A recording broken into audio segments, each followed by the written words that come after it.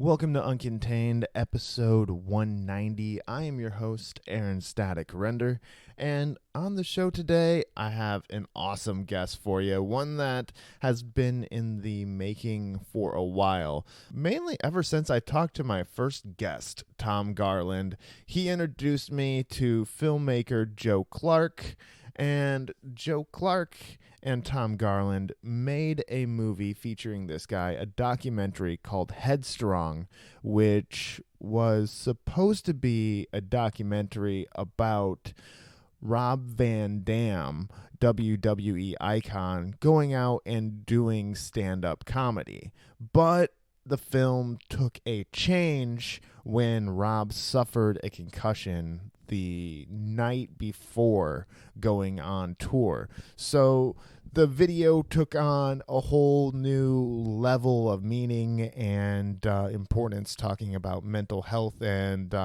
your brain health, to be specific, getting hit in the head a bunch of the time, CTE. And this week I am excited because I have the man himself on the show, the whole effing show, Rob Van Dam. That's right. We get to talk about making the movie and how his opinion of the movie had changed, being that he didn't want to show vulnerability at first. He wanted to keep up the Superman image. And since Headstrong has come out, he's kind of taken on the role of an ambassador of brain health. So it has helped other professional athletes come out and talk about it and not be afraid to shed that Superman image as well. So quickly, before I jump into the interview, for those people who aren't as familiar with my guest, RVD, or Rob Van Dam, he has been a professional wrestler for 30 years and been in movies, done stand-up comedy, and now he is actually coming out with a CBD line to help help professional athletes and other people suffering from body ailments and brain ailments, because CBD is good for the brain. We'll talk more about that in the episode. If you haven't yet, make sure you go to your podcast player of choice, rate, review, and definitely subscribe. The ratings and reviews will help other people find the show, and, well, subscribing will help you get the show automatically and notified when new episodes come out of Uncontained. So do that. Just click that subscribe link and share the show with a friend. I would appreciate that greatly. We are also on YouTube as well, so you can check out the audio there. We haven't got video on there yet, but maybe someday that will be coming. So I do not want to keep you any longer from the whole effing show. Rob Van Dam, plug in your earbuds, turn them up. This is how Rob Van Dam lives uncontained. How are you doing today, Rob? Dude, I am awesome. Today is a day off, which is one of my preferred days. I always prefer a day off. Leaving tomorrow for Mexico City to do back-to-back TV tapings on Friday and Saturday for Impact Wrestling. So I always keep a little busier than I want to be. So that's not necessarily a bad problem to have, but I do prefer the days off myself as well. Let's just jump to it right now, man. I saw the movie Headstrong that two of my past guests were involved in. Tom Garland, who was the first guest ever on my show, and then Joe Clarke, who directed the movie and shot the movie and produced the movie. And what a show, man. I know it kind of took on a different life to it than it was intended at first, correct? That's putting it lightly, yeah. So the idea at first, which was Tom's, Tom, as I'm sure you learned, was managing some comedy tours for me, throw a tour together.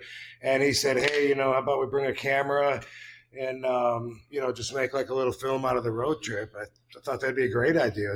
Particularly, I wanted to share what it's like being RVD, like when I'm in front of people and when I'm out in public. And I got a really cool life. And I just thought people would really enjoy that and maybe get some positive energy from it. So I was really looking for that, and showcasing a little stand-up comedy. But I showed up on day one for the stand-up comedy tour with a concussion, and I've had hundreds of concussions, and they never last very long. So I thought that I would just be able to continue with the Yeah. tour. Yeah, and maybe not even mention the concussion, but every night that I thought I was going to wake up fine in the morning, I had double vision, is what I had. That was the symptom that I just could not shake night after night. I'm up there on stage, and the lights like burning through my eyes and burning my brain, and I didn't know, depth. My depth perception was off. I didn't know like where one step ended and another step began. But I made it through and still had the symptoms. So then the documentary became about something much bigger than just a little stand-up comedy tour. That might have been a YouTube video. I don't know, but this ended up encompassing my entire life because, as you saw in real time, like with the camera, I'm wondering about my health. I'm going to get checked out. Do I have CTE? If I do, how am I going to react to that? And so it's very, very real, which is something that I hope I always be remembered for, is being really real and authentic, because I take pride in that. And so this is completely real and up close and personal. And I'm getting an MRI and vision therapy and CAT scanned. And then I have to show how I got here by, throwing in the other aspects of my life. And became something much bigger, something that I'm really proud of, because me and Joe worked so hard on it.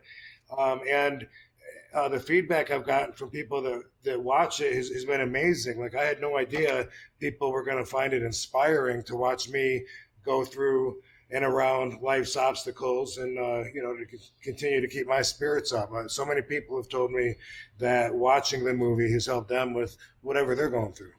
Yeah, definitely, man. And you mentioned you wanted to see, or you wanted people to see what it was like to be you, which is really Yes. cool because that side did come out in Headstrong. So you got to see you interacting with fans and going about in public, but you also got this deeper issue, which is really something that's in the forefront of all the sporting world. Well, not just wrestling, but football and any contact sport.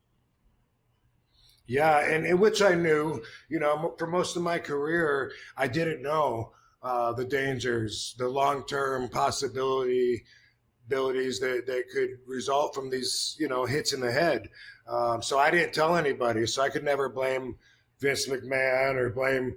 It's ridiculous when people go after him. Some people that haven't even wrestled for him for, a small little bit of their career, they try and go after the money. I would never do that.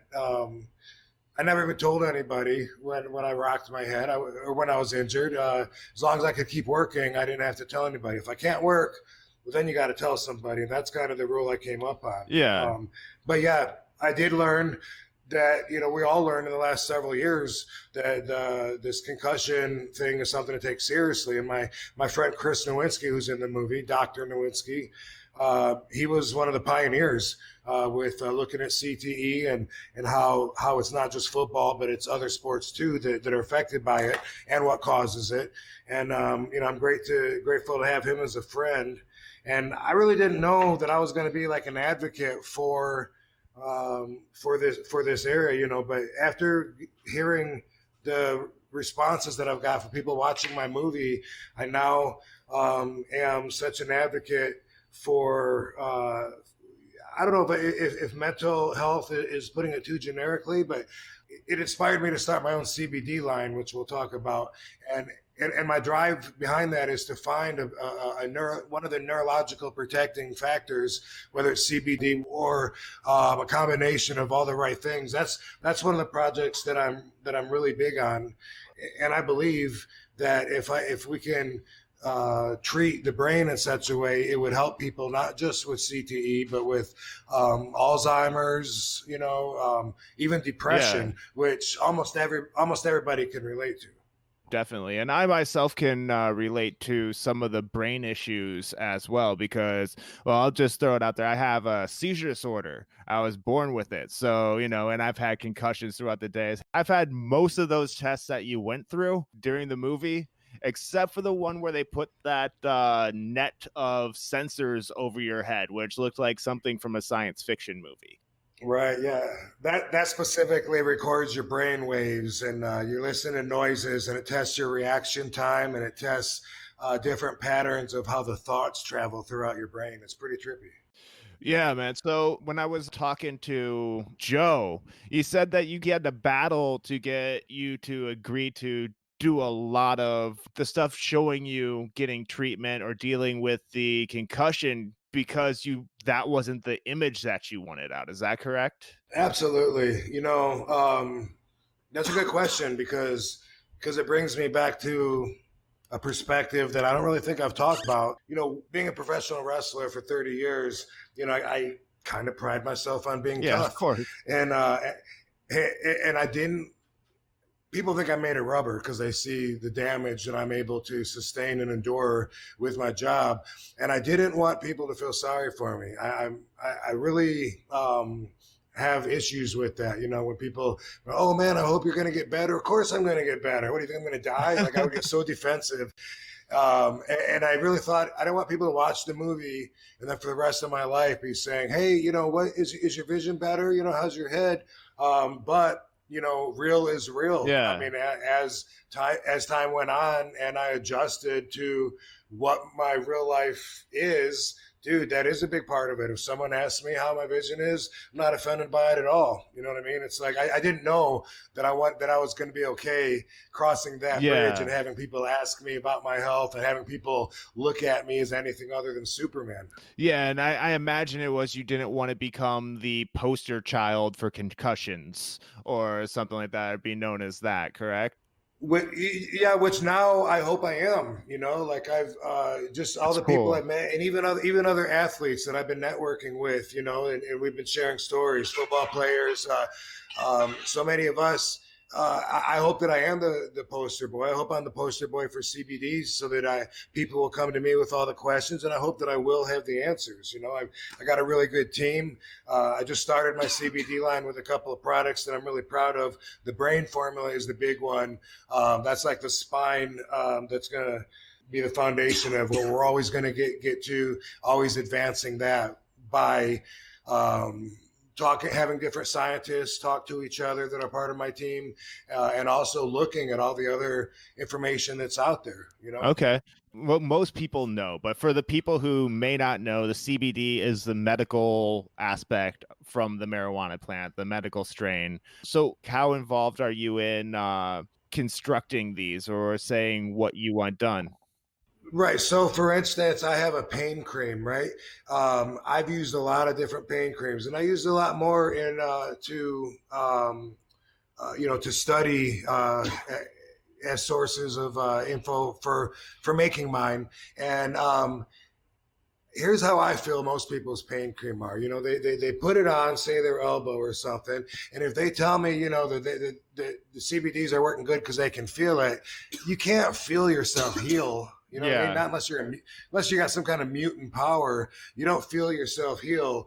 But I had menthol put into my pain cream. Okay. And and then after I tried it, the formula, I said, no, I want more menthol, and I had to put even more in. I said, think of like biofreeze. Like, I want to put it on.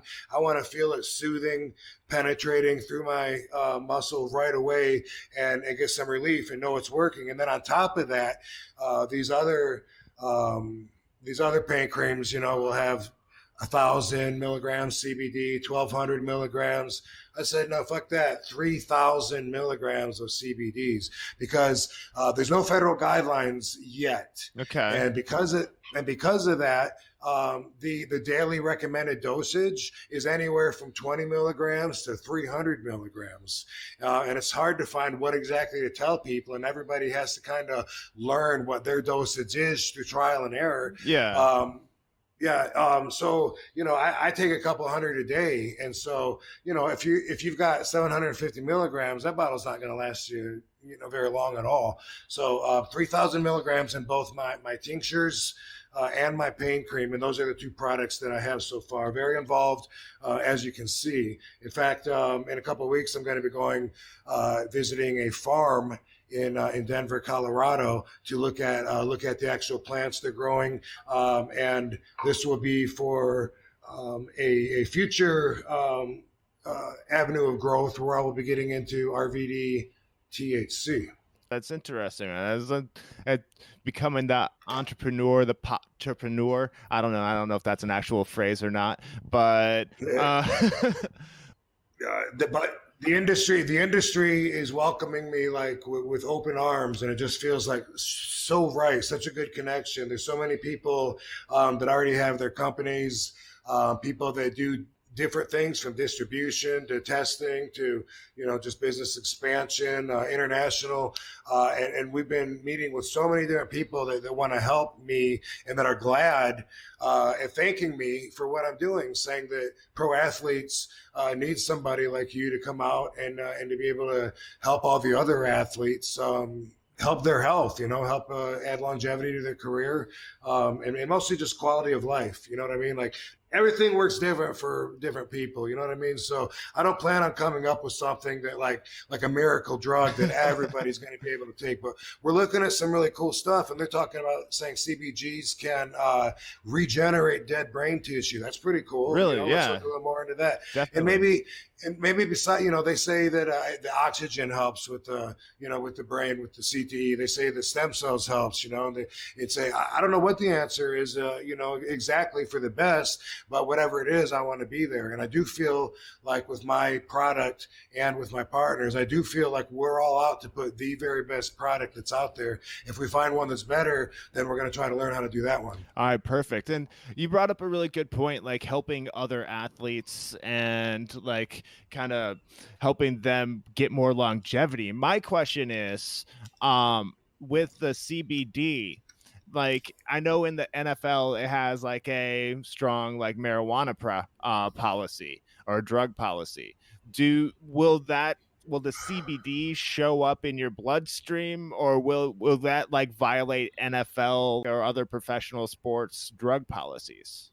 Right. So if it's just the CBD, then it will not show up on a test. However, a lot of CBDs do contain marijuana in them. Okay. So we divide that into two separate categories, which we call broad spectrum. RVD CBD is broad spectrum, which means 0% THC. There's none in there. And we do that because we want to get it more available to people. There's a lot more pushback. And then when you say that it has full spectrum, that means that the CBD does contain some THC. Sometimes it's as little as 0.3%, which counts as none for certain guidelines and not for others. But then you can get it all the way up to a 1-to-1 ratio as well. Okay. All right. Very cool, man. So here's something that's amazing that I want to point out about CBDs. THC has had pushback, for more than 100 years. Jack Herer was a friend of mine. He used to tell me that hemp could save the planet. He had a book he would put out. There's over 20,000 uses for the plant. Wow. And it's amazing. Yeah. Henry Ford made a car out of hemp that ran on hemp seed oil. You know what I mean? We could self-supply. He wanted us to have our own stills in the backyard to make our own oil. But the one percenters that rule the world, they're going to try to hold on to their money, and that's what it's all about, and people don't understand. But what I wanted to point out, though, marijuana has always only been associated with THC. Yeah. That's all we've ever heard of. Now, just within the last few years, now we finally are looking at CBD. That's getting to be well known, getting to be everywhere, and we're learning, other ones are coming out, CBN, and the thing is, we only know of maybe 5 different components out of 100 in the marijuana plant. There's 100 different elements. So we're going to keep studying it because we weren't allowed to study the plant until recently, until the laws were changing. Yeah, it was illegal to study it. And so they held us back because they have that much power. People ask, why don't they realize how much money we'll make from taxing marijuana, but that's not the people that prohibit it. That's the pharmaceuticals, alcohol and tobacco, fuel. These guys don't make money off the taxes. That's the government. They're going to lose, so they're going to learn how to control it. And then you'll see the laws change, and then bam, they're going to buy everybody up. So we know that all of us that have companies, we're looking at, there's a damn good possibility that if we're doing well, that they'll try and buy us out, and that's one of the aspects of the business that you consider when you get into it right now. Right on, man. And how much of this CBD business came from Headstrong? Did Headstrong lead into this, or was this something that was in motion before Headstrong?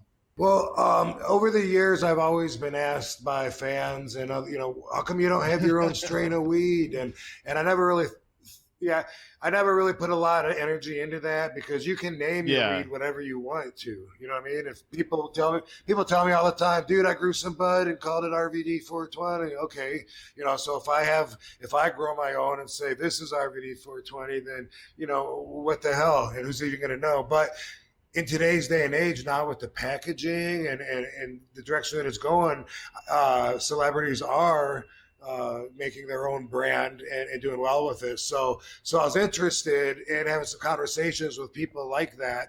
And that kind of led to my partners who already had a CBD company.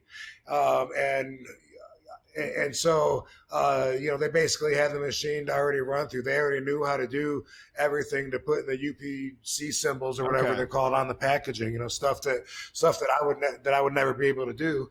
And so, we just joined forces and have been working together.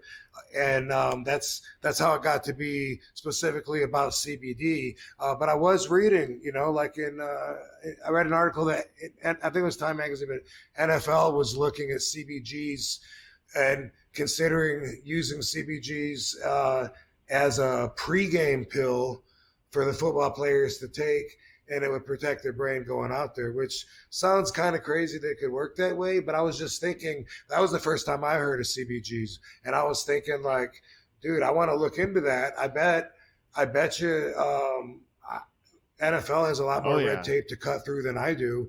They got to be, and I figure all the sponsors they got to appease and all that, because I keep hearing over the years that they're going to consider letting the players use marijuana because it protects their brain, and then I hear not really, they're just saying that for their sponsors. Dude, wow. I've had over 500 concussions, and before this very one concussion that ended up being a whole movie, Headstrong, on Amazon. Yes, we'll have to jump back into talking about the movie here in a little bit. Yeah. Before that one concussion, though, I never had any lasting symptoms. And I always thought maybe it was because I had a lot of marijuana on the brain, and I talked to Dr. Chris Nowinski about that years ago before anybody else was. I said, dude, I know the Alzheimer is a lot like CTE in the way that it's a protein that sits on the brain and blocks the pathways. And I said, is it possible that since I have been smoking so much that maybe that's protecting me from concussion damage? And he said, you're probably onto something, but in order to do a study on that, he said you would need ungodly amounts of money in order to even start that. And so it didn't really go that far. But now it turns out, now we know that you can separate and isolate the different components of the plant, but we know that the plant does protect the brain, marijuana, so everyone that I even had, like, I was trying to promote Headstrong in Battle Creek, Michigan, where I grew up. Yeah. And the Battle Creek Shopper had this big story they were doing on me. I gave them a big interview, gave them photos, I had all kinds of stuff. And then at the very end, the guy disappeared. When I got a hold of him, he said, oh yeah, my editor canceled the story because he read online that you said that you wrestled while you were high. I felt like that's the kind of pushback that I get. But when you look at it, words are words, but I'm telling you, the fact that I had THC on the brain probably protected me through, hundreds and hundreds of matches where I didn't get concussions, or the concussions that I got didn't last. Sometimes the sound will go out. Sometimes it would be like everything's in slow motion for a few seconds. Sometimes I see double, which is what happened and on Headstrong. Yeah, definitely. So, does the WWE have any sort of substance policy? Oh, absolutely. Theirs is really well known, and it changes sometimes, throughout time. So I haven't been around to tell you exactly what the current one is, but for instance, when I was there in 2013, I did my return. They weren't testing for marijuana. Um, oh no, I'm sorry. They weren't testing back when I was there from 2001 to 2006 or seven. They Okay. didn't test for that, but they had the right to. It was on the list of banned substances, but they were being kind of easy on it. And then wrestlers started dropping dead, even though it wasn't marijuana. They got stricter on their drug policies, and so then when I was there in 2013. They were testing for marijuana. I was there for 3 months. Yeah. I just decided, for the experience, I won't smoke. Took a month off before, went and did the whole thing. So I did about 4 months without smoking, so I could compare and whatever. And then 2014, I went back for another run for 5 months. This time I said, "Fuck it, I'll just pay the fines," and it was $1,000 each time. I heard after I left, $2,500 each time you get fined for marijuana. But it's a really extensive list of different pharmaceuticals that they don't want you to take, and wrestlers are always getting into situations where they feel like their prescription is warranted by the doctor, and then there's sometimes some pushback even then. Yeah, yeah. I hear that in other sports as well. Like some doctor prescribed them pain pills, and that medication is on the banned list for whatever organization they're in. Yeah, yeah, it is what it is. But I mean, they got the guy, WWE got the guy created the drug testing program for the Olympics, Dr. Black. So he was really good. I remember one of the wrestlers looking at the list of controlled substances, and they banned substances. And I think it was Val Venus, but he said, "Hey," he said, ephedrine, we can't take ephedrine. Like you get that at the time. It was legal everywhere. You could get 25 milligram ephedrine hydrochloride tablets at the gas station, all the time for truckers to keep awake. And Dr. Black, it was on the list that even though it was legal and over the counter, they still didn't want us to take it. But a lot of the wrestlers, they overdo it. You know what I mean? Like that's the reason that I really want to come up with ways to protect the brain, is because one, I don't want to go out like a lot of my friends have, and two, I don't want to have them keep doing it either, because so many of my friends have committed suicide, and it's always either it's always from depression that they trace back to concussions, almost always. The only other way they die besides suicide is by accidentally overdosing on drugs, and then they don't wake up. And I mean, dozens of my friends have gone that way. And spoiler in the movie, I don't have CTE after I get all checked out, but I don't know that won't come back years from now if I'm not doing the right things to take care of myself. And in fact, I'm still wrestling. Which I didn't know that I would be when I was It's making like that the movie. mafia. Just when I think I'm out, they pull me back in. And it's Sunday's match with Brian Cage. I whacked my head twice. I was knocked silly, and then I knocked myself silly with the Van Terminator when I was already knocked silly. So that's not good. I am trying to be more careful after everything that I've learned. But sometimes it's almost unavoidable when you're in such a physical environment. But yeah, and now I actually learned this like in the credits of the movie or at the end of the movie. The WWE has stopped using objects to strike people's heads with, like folding chairs. Is that correct? That is true. What was the time frame on that? Was that like before the movie or after the movie?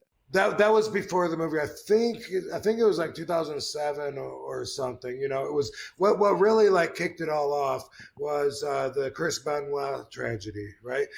Chris Benoit, everyone knew Chris Benoit. He was on top, and then then they're telling us that he killed his wife and his little son and himself. And we all knew him pretty well, and had to have at least some kind of excuse in our head, something that we could believe. Um, you know, and I wasn't even sure that it wasn't a frame job. It was just so crazy, so bizarre to accept.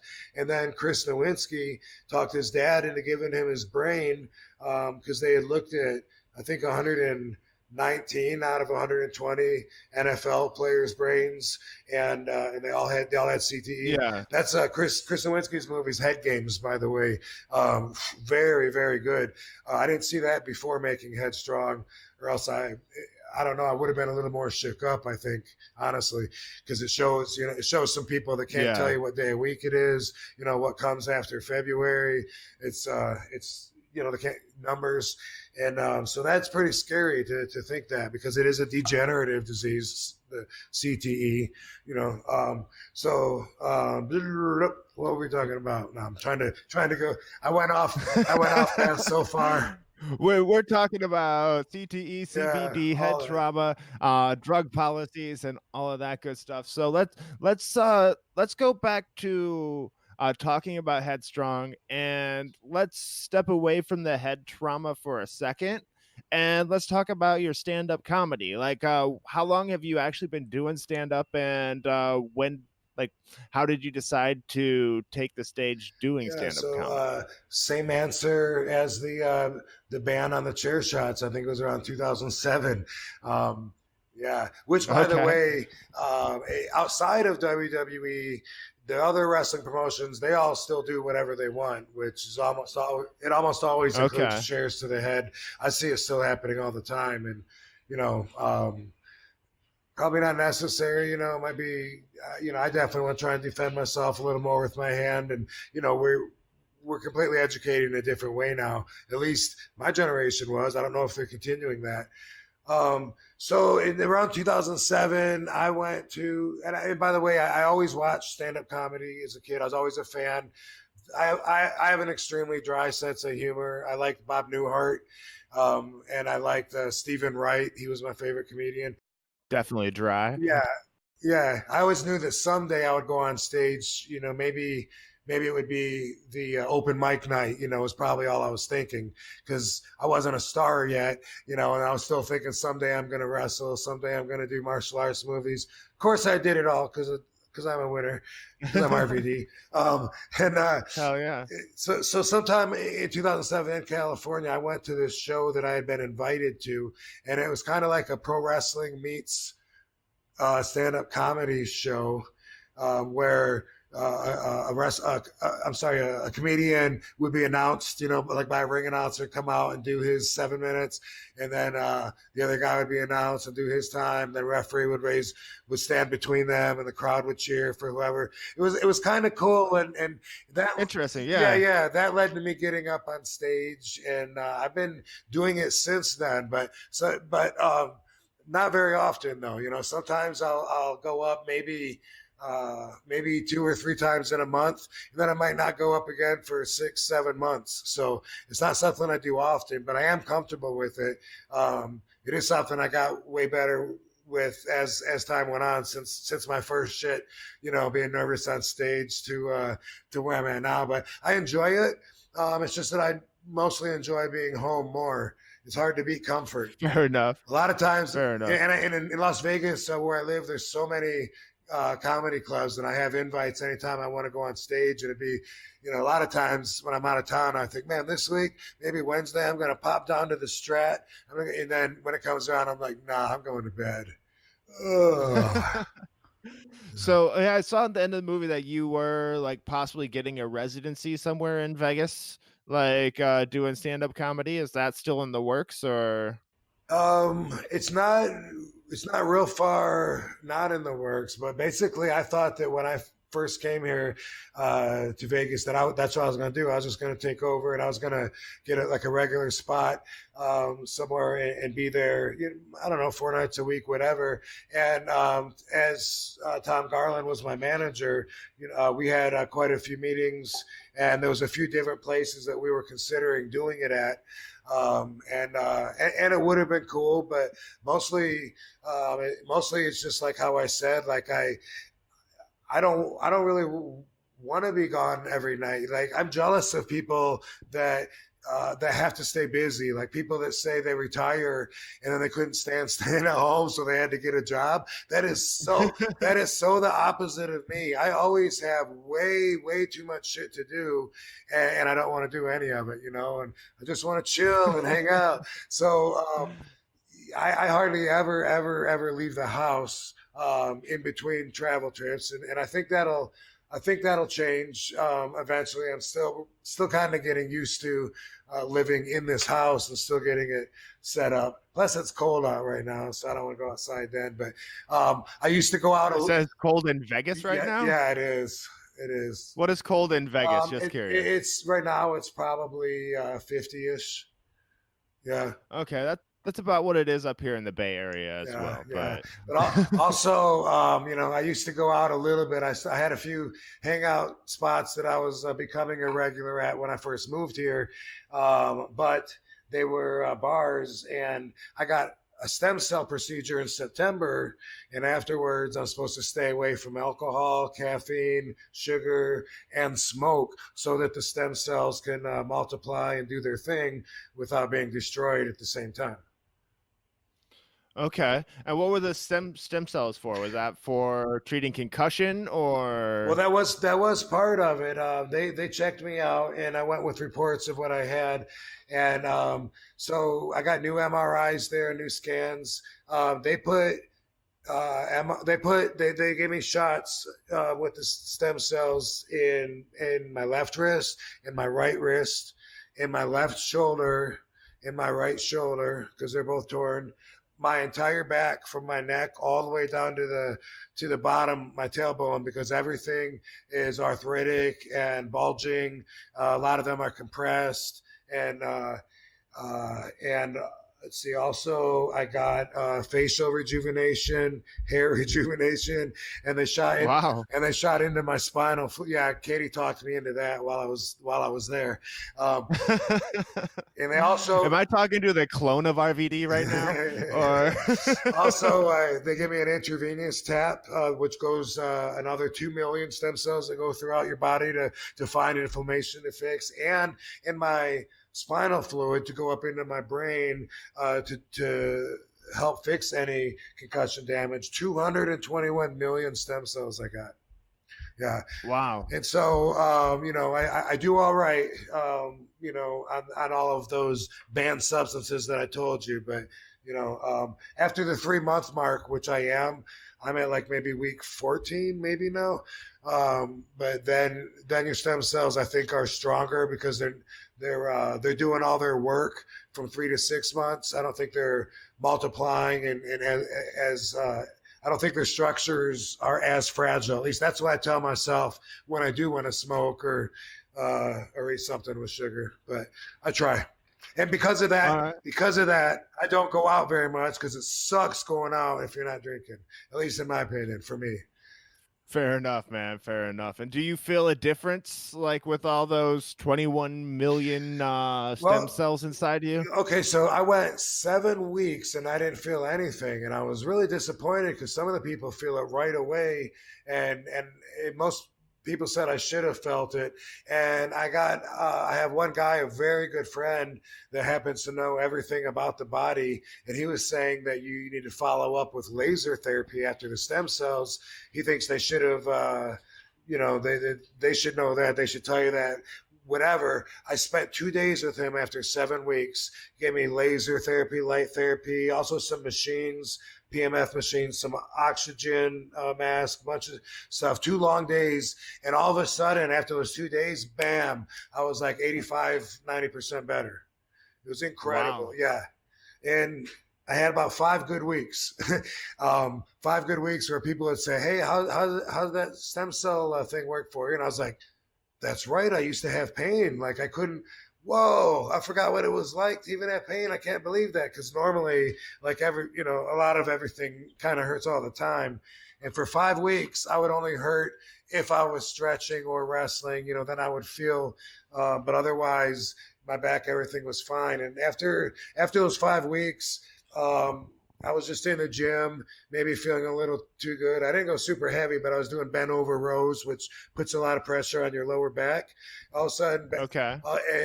bam, my lower back was sore, and I thought, well, I'm going to do some light deadlifts, maybe try and make my lower back stronger. And then all of a sudden, my back's bad again. It worked itself up into a pinched nerve where I couldn't move my head last week, and I don't know now. It's supposedly this will go away, but these are the mental games that I've dealt with, and some of the other people that I've talked to also deal with when you're trying to keep forward and you start wondering, wait, is this the new normal? Like what's the right me, the hurt me or not hurt me? Yeah. But I'm thankful. Yeah. It's us, so far, because, I would say it was worth it. I'm definitely glad that I went. Yeah, definitely, man. That's really cool. It's something, it's really crazy what they can do with stem cells, and I'm hoping that they can do even more with them. I guess what I'm hoping for is something with the retina, because I actually went blind in my my right eye back in 2007. So I'm like here cheering for stem cell research to like, get to that level. Yeah. Are you sure that it's not there? Basically, well, I check from time to time, but everything that is most things for the eye have to do with like the cones, the rods, and like the everything except for the retina, because I don't know. I guess it's one of the more complex parts of the eye. I see. But if somebody's listening to this and knows like something about stem cell research and the retina and it's like there, let me know. Damn. Yeah. But it's cool to hear what stem cell research can do for you. That's why I'm bringing that up. Yeah. Ryback, by the way, was one of the referrals. I talked to him before I went because he had gone. These guys were hooking up all the wrestlers down in Medellin, Colombia, in South America. And Rey Mysterio went, Kevin Nash, a bunch of guys. But Ryback told me that while he was there for like the 4 days of treatment, maybe it was 5 days, I think it's 4, that by the last day that his eyesight was better. He said he was in the room waiting to sign some papers or something, and he said he looked across at the clock that he'd been looking at every single day, and he said it was always blurry, and all of a sudden it was clear and he could see it sharp. So I was hopeful because my vision has always been bad. I worn glasses since I was 2 years old. And oh, wow. Getting concussions hasn't helped it either. Yeah, it's crazy in my case because I was like 20/20 vision. Then all of a sudden, like due to a hormone called homocysteine, which makes your blood clot, like my homocysteine was like 3 times what the suggested cutoff limit is, and basically had a stroke in my retinal artery at the age of 27. Damn. So that just came out of the blue. The eye went smoky and then faded to black. I'm like, wow, shit. Bummer. Yeah. Well, could have been worse, right? It could have. I still have movement of all my limbs. I'm still alive, still upright. Got your other eye. I have my other eye. I do bump into shit, but yeah. Yeah, man. but Cool. if that's the worst thing, that's all. I guess I can deal with it because you never know what you can deal with until you're put in the position where you have to deal with it. Isn't that the truth? That's so true. Yeah. Yeah, and I have been there where I didn't know if I was going to be able to deal with it or not. As crazy as it sounds, this is something I cover on Headstrong too. Like people are shocked how honest I am, but I was like, I used to like just want everyone to think of me as Superman. So I had a hard time with, like without wanting to open up and be vulnerable. But I'm so glad people come up to me and they tell me, dude, I can relate to you. They had no idea they could relate to me. Yeah. And like, we all go through shit, you know, and I knew everything was going to be cool, and I was always going to be RVD, and I was always going to be able to find love everywhere I go. People are always excited to see me. You know, it is awesome. But at the same time, I just didn't know that I was going to ever be able to pick my face up off the ground. That's how low I felt. It was like, I don't think I have this. And I didn't need help, you know, I couldn't get up by myself. And so that's something a lot of people can relate to. So I hope I am the poster child for, to talk about concussion and concussion awareness, because even more than wanting to create a pill with CBD, whatever in it, that, you know, that can really help the brain, even more than how much I want that, is I want the world to do it, the universe to fix the issue wherever it comes from. You know what I mean? Definitely.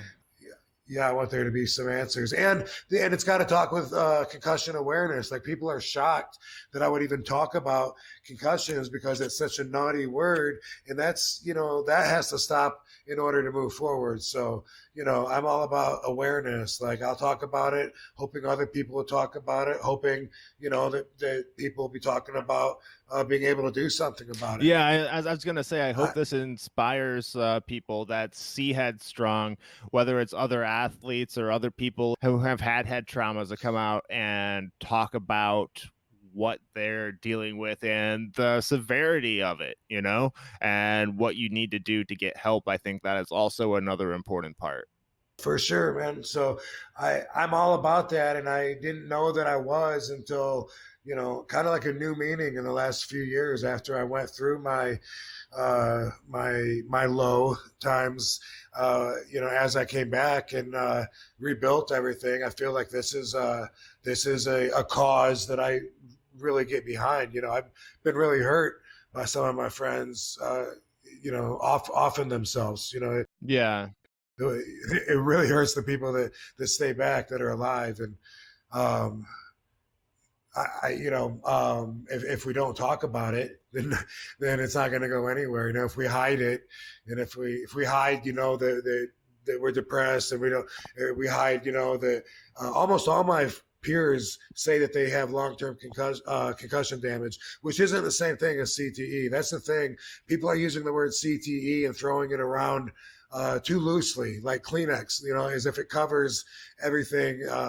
Everything. People say, "Oh yeah, I know I got CTE because I see stars when I look." It's like, no, dude, that's CTE specifically is your brain rotting away until it dies and you die, and you don't want that. And it's crazy that we're not far enough ahead yet. Yeah. But we want to be. You know, it used to be you had to die first before they could find it. Now they're finding ways. Now they're saying they're on the edge, you know, being able to tell you. And they searched my head for different areas of abnormalities, inflammation, dark areas. And I had 4 different doctors look at my MRIs. And you know, they can do that, but it's kind of, it's not 100% definite, and then you got to go get checked out first anyway, which a lot of people aren't going to do that. Yeah, definitely. And one thing I'm happy that you did during the movie Headstrong, it was near the end where you were talking to the doctor about what you were just saying right there, was the difference between CTE and like residual damage from a concussion or head trauma. Like, he kind of broke that down a little bit right there. That was really cool that you went into that. So maybe it will help people who are like thinking like, oh, I see stars, I see floaters and stuff like that, be able to be like, okay, maybe this isn't that, but I should still probably be careful about the head trauma. Which, by the way, floaters are actually caused from something in your stomach. I just found that out recently. Really? Yeah, you need probiotics. Interesting. Yeah, my friend that knows everything about the body, that fixed me up in 2 days at his house. I trust him, so, you know, I heard him say that, and I don't see floaters, but I believe him though. Yeah, all right. That's interesting. You hear it here, right here on Uncontained. He says you have a brain up here, but you also have a brain down there in your stomach, and so there's like not below the stomach. There's another. He did He actually did say that we men have three brains. You're right. He did say that. But Yeah. continue. I want to hear what you said about the brain and the stomach. Yeah, just that he was just saying how you have to treat that separately than you treat your brain because it's attached to a whole bunch of different systems. And he's an herbologist. He's like just a hair away from being a scientist, and he could go for his PhD, but he doesn't want to. But he's somebody I wish I would have known. Several years ago, and I'm blown away with the knowledge. Whenever I love to talk to people that know more than me about stuff, and Definitely try to keep up as much as I can.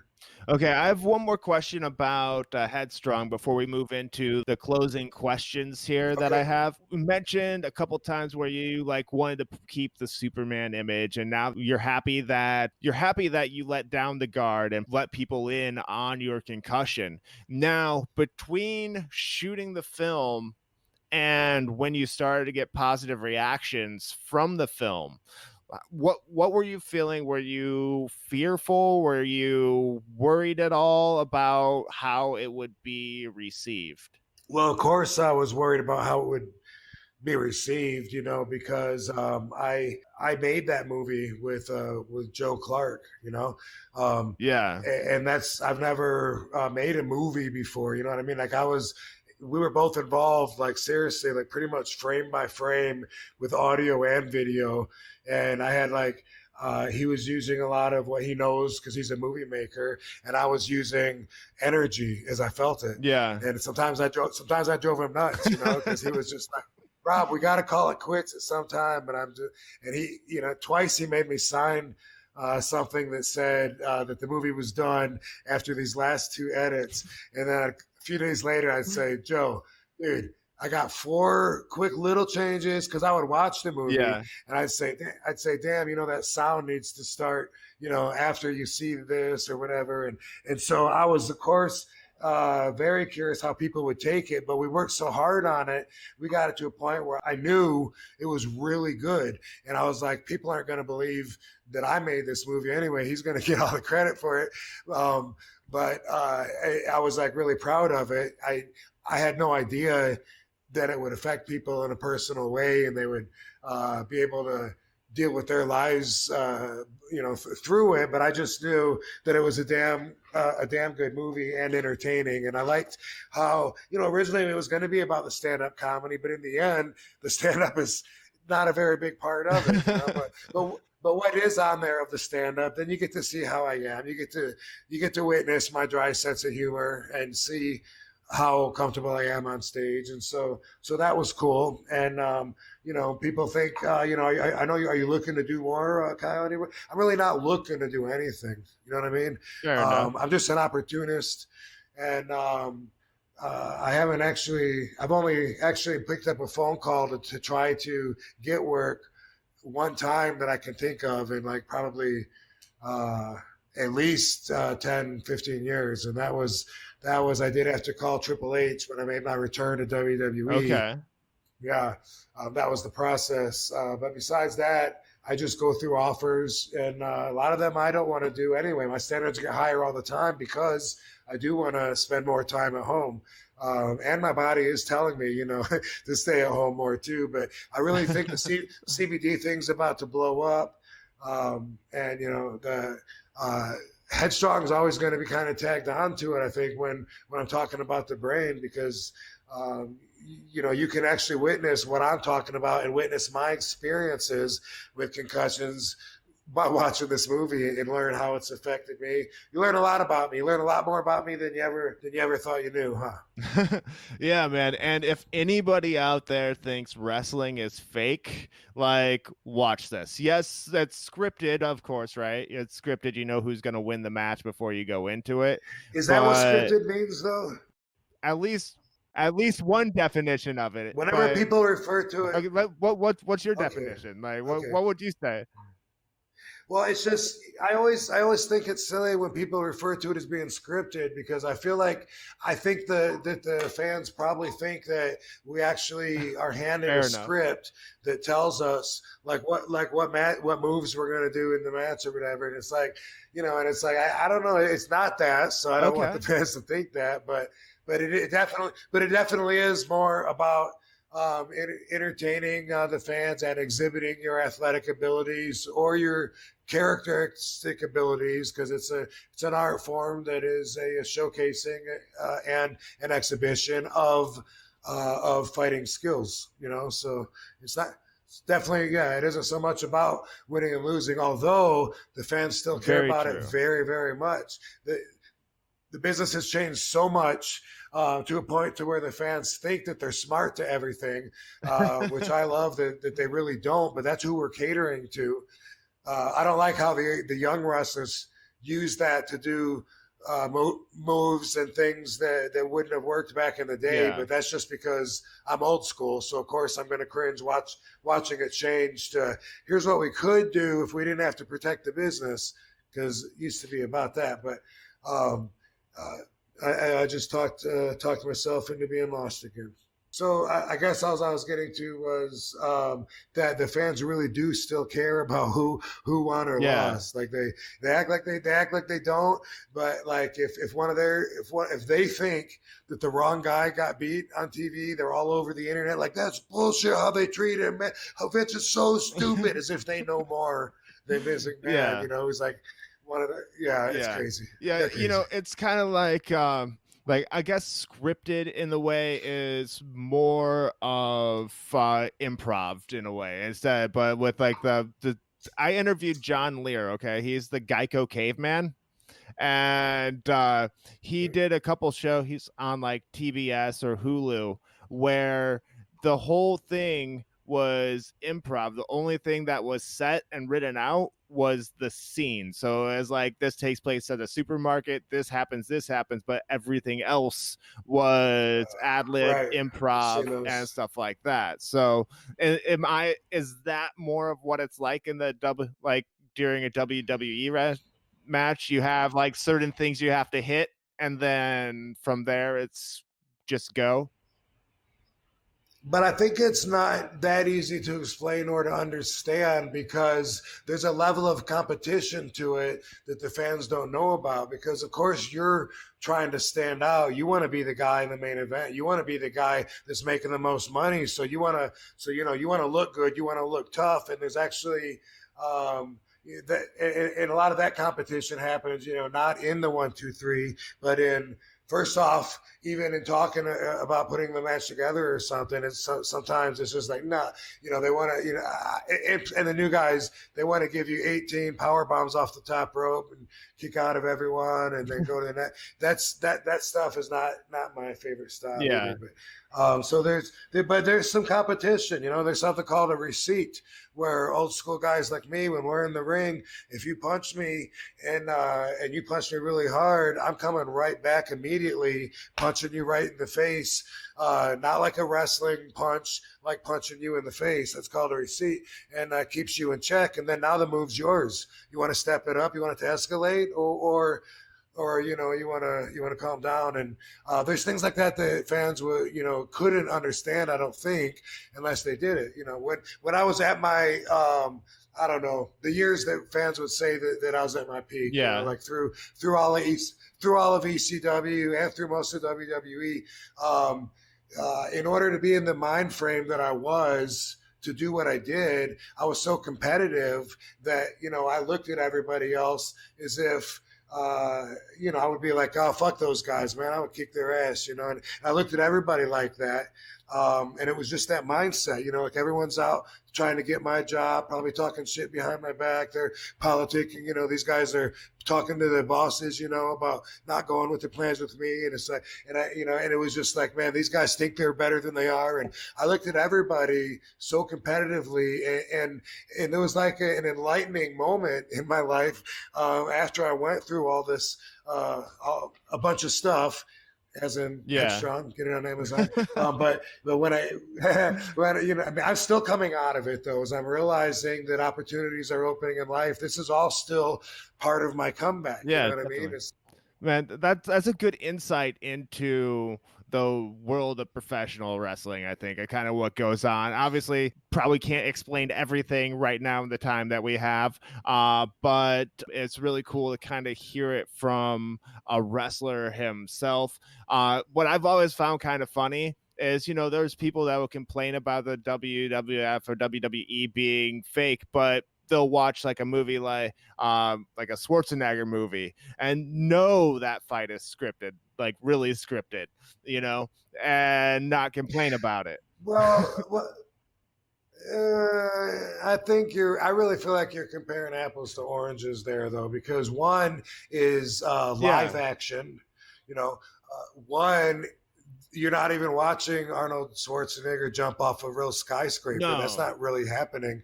That's movie magic. So it's really hard to compare the two. And wrestling is, as I said, such a phenomenal existence that it is.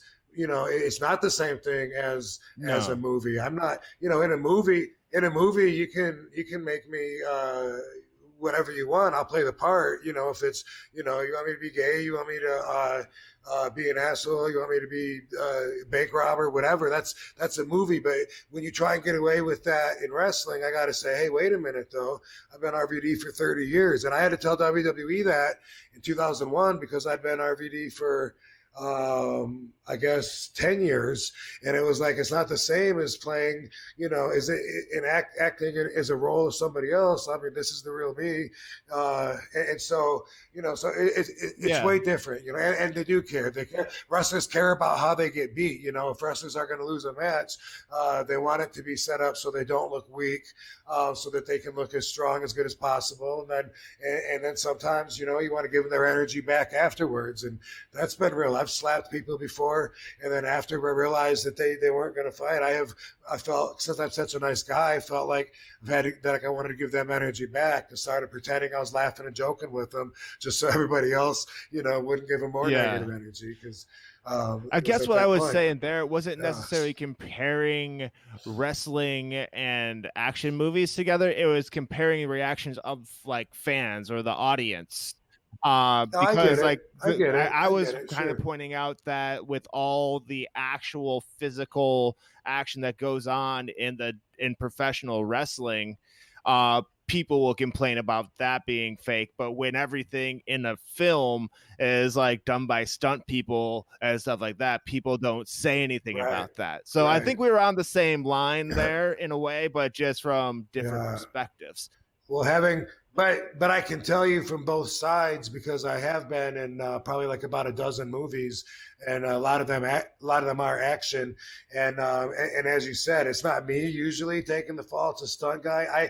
I try to do everything myself, and so quite often it is that way. You can show the actor's face, but of course there's usually like some padding. Sometimes they want to have you wear this big vest to protect you, and I'm always fighting against that because I'm a tough guy, and that's what we do.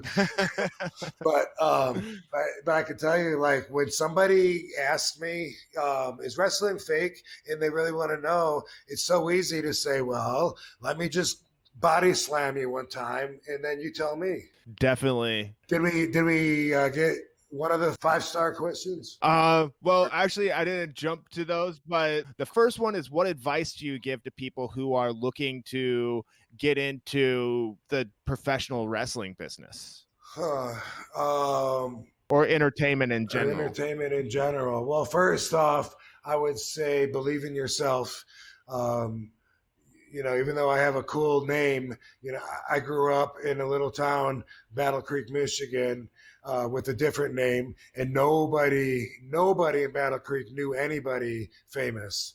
Nobody knew anybody on the other side of the TV that we were watching, and I wanted to be a big star, and so I didn't have a lot of people telling me, "Oh, sure, you're gonna do it," and I wasn't, like the top. I wasn't in like the theatrical acting at my school, and I couldn't get on stage, in front of the lunchroom. I would have been, I was actually pretty shy, but it was wrestling that made me want to go down that path. And I loved martial arts and wanted to do movies, and I've done that. And everyone loves movies, and it's led to other opportunities as well, of course. And then once I reached a certain level of being a superstar, now I got value no matter what I do.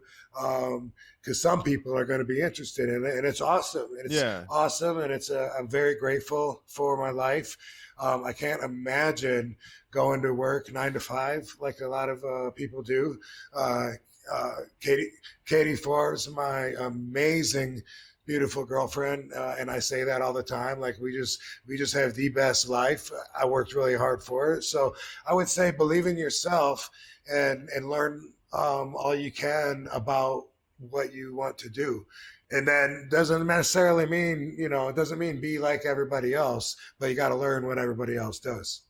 That is some really good advice, and I like that at the end. You don't necessarily got to be like everybody else, but you got to know what they're doing in order to either do it better or do it different, right? Yeah, no, you got it. You got it. Everyone's a teacher. Either way, how you look at it, you learn from everything. Learn how not to do it, or learn to do it. And you got to fit. You got to learn how everyone else does it, because you have to be compatible. That's something like people watched me wrestle, and now a whole generation of wrestlers are doing like RVD moves, but I didn't teach them. So a lot of them have replaced the wrestling match, the story, with these cool moves, and they don't understand why it doesn't mean as much as it did when I did it. I never replaced anything. I added to it, and I had to get my stuff in. I was wrestling against big 300-pound guys, and I was like, and I had to be quick enough to jump up and spin 360 degrees before I drop a leg on them if I wanted to get it in.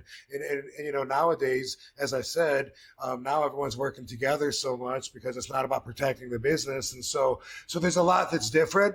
And the fans, they might not be able to put their finger on it, but they know better from worse. You know what I mean? So yeah, definitely. Yeah. So it's good to know how it works, so that you can be compatible and not have to not have to have other people change what they're doing to accommodate you. Right on, man. Right on. I can't say it better myself. So, what is it that you are currently doing to promote yourself? Are you doing anything on social media to promote, say, Headstrong or your new line of cannabis products? Yeah, so you can find me at The Real RVD on social media. And also on Instagram, we have RVD CBD, which we're at the embryonic stages of the company. Like we're actually just this week becoming accessible through our website, which is also rvdcbd.com. Nice. For the customers, everything so far, like maybe about a month ago, we premiered at a big convention here in Las Vegas. And we've had a lot of meetings that are business to business about expanding and doing more products, growing, distributing, and internationally, like I said, and going to other cons.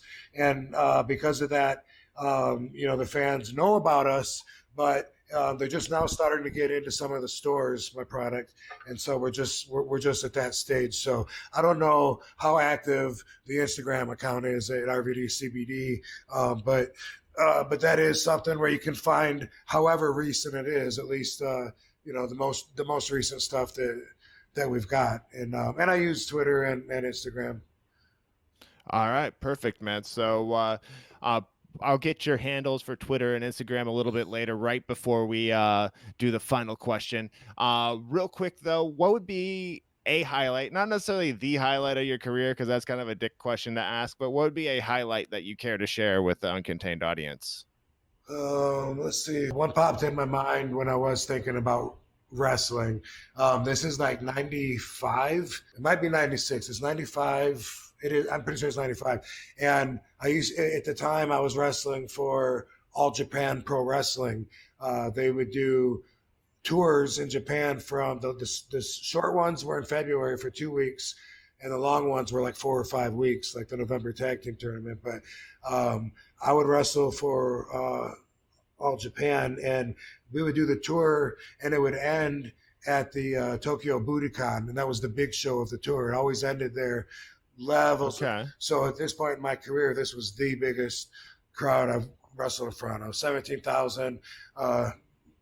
Maybe a little bit more. And I was wrestling Danny Croffett, who a lot of people might not be familiar with because he isn't around wrestling anymore. But Abdul the Butcher called him genius because he was just so smart and so entertaining.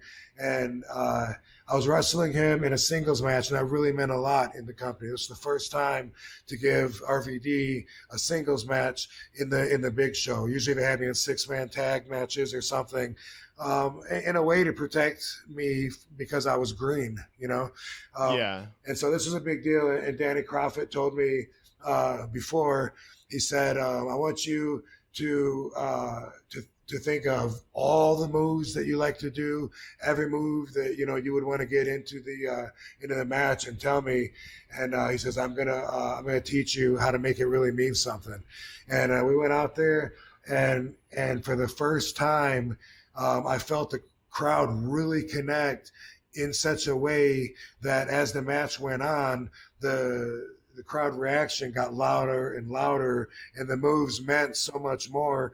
And by the end, they thought that one of us might really win. And you know, wrestling style has changed a lot since then. But for me, that was a really good moment where Danny Croffett taught me how to tell a story in the ring. Prior to that, I was too green to really know, and I was just trying to show off and get my moves in. Nice, man. Nice. That's cool. The first time you hear that crowd cheer has to be, especially in like a big arena, has to be something, right? Super cool. But yeah. All right. I have actually just 2 more questions left for you, and then we'll roll out of here. All right. That's it. So this one I'm really interested to hear. Is there something that you want somebody who comes to see RVD to remember and take away?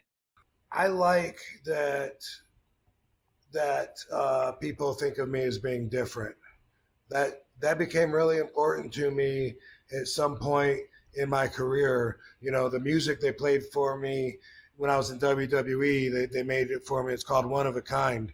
And I noticed when JR was calling all of my moves, you know, he would say, you know, how unorthodox my style was. And I was just coming to terms with that, with learning about that and identifying with it. You know, like in ECW is where, you know, I mean, I always wanted to do moves I'd never seen before. I always strived to be different. But for some reason, at some point, I like people to look at me as not being you know, just one of the sheeple. And maybe that's because of my opinion on how most people are. I'm so glad to be different than my views of how the status quo lives and their life and how they think and everything. As heelish as that is to say, I think that is part of it.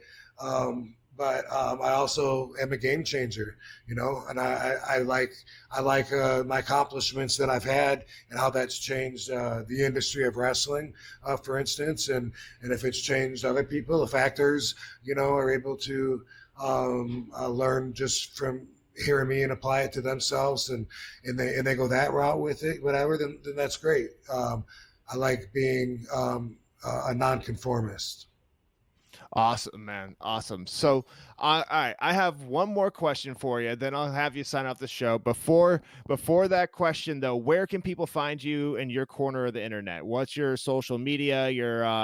Where can they find Rob Van Dam? You can find me at The Real RVD everywhere. That's my handle. I'm certified, so you know it's me. And Amazon, Headstrong, by the way, it's been out since February, but we had a middleman that totally ripped us off. And so they've kept 100% of the money, and we had a struggle getting it from, they're called Distribber. That's the name of them, distributor. They're an Oh, aggregator. You pay them to load it on the platforms, and they ripped off tons of independent filmmakers.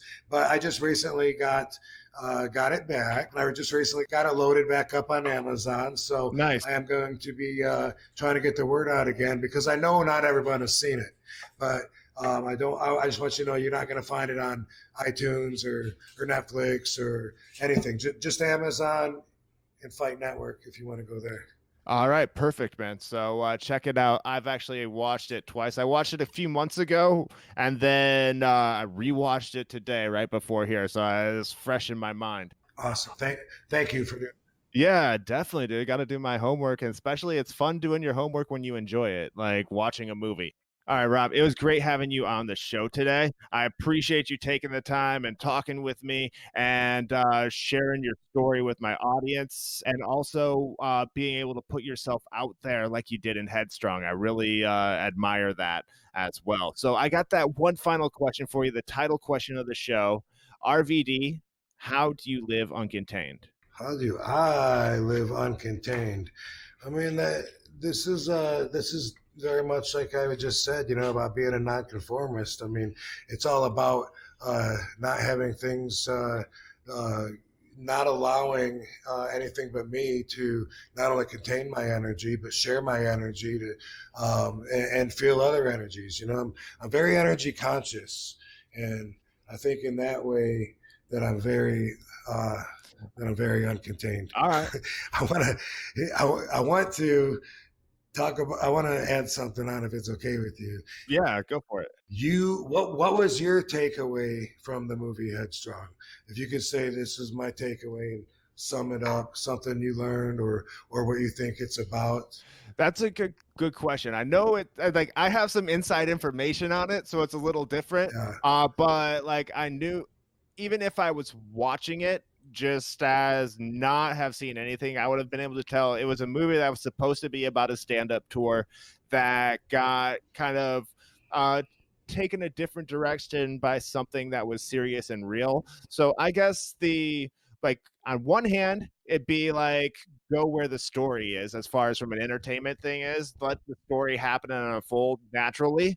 And then also, it related to me on a level of like with my seizure disorder that I have, like the whole brain trauma thing and stuff, like kind of hit home with me. And seeing you go through those tests, the CAT scans, MRIs, EEGs, EKGs, and like all of that stuff that I've had done, it's like, man, that's no fun doing that stuff. So it hit home on me on a couple different levels. So, but the main takeaway is take care of your head. yeah. My takeaway after watching the movie, and I didn't even see this until I watched the movie, but I believe because I didn't take care of my concussion right away after my match that I got it in, I think that's why the symptoms lasted so long. And Yeah. Dr. Chris Nowinski, you're supposed to rest and you're supposed to not stimulate your brain. Put yourself in a dark room. I did the opposite. I tried to stimulate my brain. I tried to stay up, tried to watch TV, tried to read, and then I went on a comedy tour. And he told me not to, Chris Nowinski. He said, you're not going to be able to do the thing. And then I felt like it was a challenge, to be on stage in front of people. And when I have a concussion. But when I look back at it, I think had I not done that, had I not made this movie, maybe the damage wouldn't have been there to make the movie about. So isn't that ironic? Yeah. But then also, if you didn't make this movie, maybe you wouldn't be near as aware of like, what's been happening to your head. And like That's true one too. more takeaway before we get to the sign off is that sometimes you have to let down like your ego, your machismo in order to really connect with people. Yeah, Once you let people in to see your vulnerability, that will help make that connection and let them see you as human. And that's what a lot of people want. I agree. And be honest always, because that way, we're living history. Be honest so people know the truth. People know how things are really happening, and they can judge you by the real you. And that's the way that I live. That's why RVD is uncontained. You know what I mean? Oh I don't yeah. know. All right. Hey, but also you asked me what I had to give up in order to follow Yeah. my dreams and stuff. And the thing that stands out the most is I had to give up trying to meet other people's values. Oh, wow. I haven't ever actually heard that on this show. I like that. Could you explain just a little bit more on that? Yeah, because we all have our own values. And when you're a kid in school, you don't understand that. You don't know that. So kids are stupid. You know, they say, why are you wearing those shoes? And why are you hanging out with that boy? People don't like him. And hopefully that eventually, as you get to be an adult, especially outside of the wrestling dressing room, then you realize that you have your own values. And if you get to know your own values and your own priorities, you learn a lot about yourself and why you do things. And then it's a great way to live. So I have my own values. And so it's like, well, you know, I have a bun on my head. Why do you have a bun on your head? Because Katie Forbes loves it. She told me to put my hair in pigtails right now. I think I would. You can't argue with that right there. You want me to do that, baby? But anyway, there you go. So, but yeah, you know, you're trying to, especially as a kid, when you're trying to fit in, you know, if you're different, they're going to make fun of you, whether it's a racial thing or whether you're the fat kid or whether you wear I wore glasses, you know, so I had a lot of shit. As a kid, and it's like it's stupid, and hopefully you outgrow it, and then you learn it's okay that your values aren't the same as other people's values. No two values are the exact same. That's what makes us us. That's what makes us judge. We judge everything. We judge people. We judge life by our own values, and that's why we go for what we go for in life. Perfect, man. Thank you so much for coming on the show. I really appreciate you coming on, sharing your knowledge with us. And yeah, I apologize if we went a little bit over the time that you expected here, but I could have gone on for a little while longer. Yeah. Got to get to your evening. Yeah. And I got one final thing for you to do, Rob. Will you do me the honor of signing off the show tonight? Yeah, yes, I will. And I told you I don't give very short answers, but Katie Forbes is ready for me to be done. Hey, this is everyone's favorite wrestler and the whole fucking show, RVD. You know I live uncontained. And that does it for another episode of Uncontained. Thank you for listening, and thank you to Rob Van Dam for joining me and talking about his movie Headstrong and the importance of brain health. Yes, so if you have a concussion, make sure you get checked out. Don't just sleep on that stuff, because CTE ain't nothing to mess with. It's kind of like the Wu-Tang Clan in that essence. But on a serious note, I encourage everybody who is involved in contact sports to check out this film, and it will help shine a light on what concussions can do to you, and also get some valuable information about what CTE is and what you can do to prevent it. So definitely check this out. As I said, the link is in the show notes. Go ahead and click on that. I'll also post it in social media. And also, yeah, speaking of social media, make sure you hit me up on Facebook and Instagram and even Twitter. I'm on there from time to time as well, at Uncontained Pod. And let me know what you thought of this episode, and I would love to hear of any guests that you'd love to come on, or tell me about a concussion you had, something like that. I'll write you back, I promise. So thank you for listening once again, and until next time, live uncontained.